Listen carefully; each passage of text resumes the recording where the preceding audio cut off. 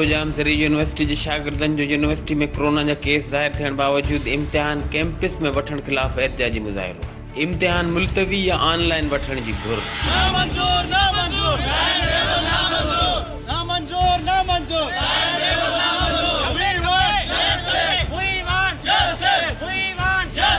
खबर के न्यूज़ पर टंडोजाम का जिते HRJDO न्यूज़ के रिपोर्टर मुंसिफ अहमद तालपुर मुताबिक सिंध ज़रिए यूनिवर्सिटी टंडोजाम के शागिर्दनि यूनिवर्सिटी में कोरोना जा केस ज़ाहिर थियण बावजूदि कैंपस में इम्तिहान वठण ख़िलाफ़ VC ब्लॉक आॾो एहतिजाजी मुज़ाहिरो करे धरणो आयो।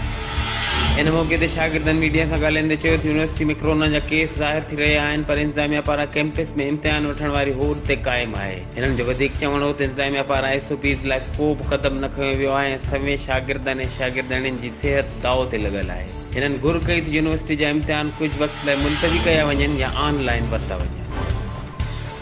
HRJDO न्यूज़ ते इन वक़्त ताईं बसि एतिरो ई। वधीक ख़बरनि ऐं अपडेट्स लाइ ॾिसंदा रहो HRJDO न्यूज़।